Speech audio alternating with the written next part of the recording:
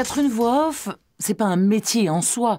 Il n'y a pas un métier de voix off, c'est une extension du métier de comédien, tout simplement. Une voix off, c'est un personnage vocal.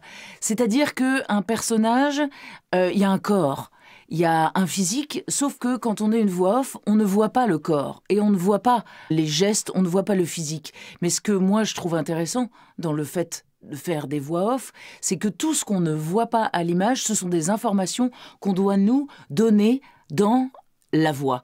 Moi, il y a plein de gens qui me disent « Ah, moi, ma maman, elle m'a dit que j'avais une jolie voix, et puis dans la rue, on me dit que je suis voxygénique ou je sais pas quoi, donc j'aimerais bien faire ça. » Le truc, c'est que moi, quand je vois les carrés blancs de Malevich, je me dis « Oui, moi aussi, je peux le faire. » Mais en fait, non. Oui, tout le monde a une voix, donc tout le monde peut parler. Si on a une bonne articulation, une bonne diction, on peut parler, sauf qu'en fait, ça s'improvise pas. Ça se travaille pendant des années.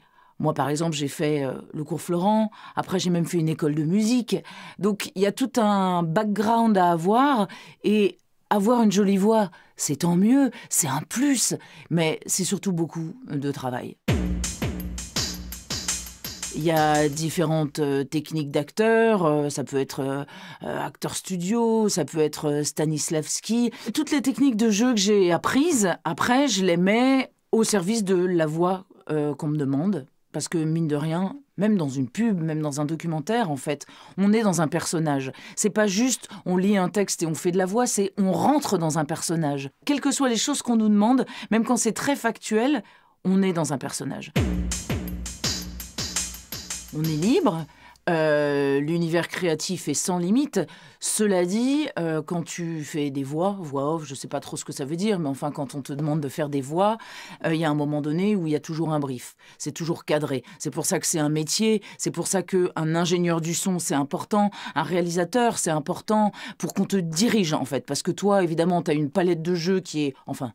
En tout cas, tu l'espères, la plus étendue possible. Mais ce qui est quand même intéressant, c'est de répondre à ce qu'on te demande, d'où l'importance d'une équipe, en fait, pour te propulser, toi, pour répondre à la demande. La prestation d'un comédien et la réussite de son projet, ce qui fait que c'est bien, c'est qu'en fait, autour de lui, il y a une armada de gens.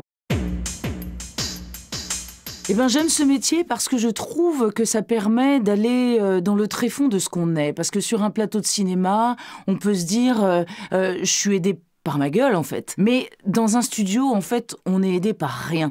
Donc, en fait, il faut vraiment se recentrer sur ce qu'on a à l'intérieur de soi. Il n'y a pas de subterfuge, il n'y a pas de béquille.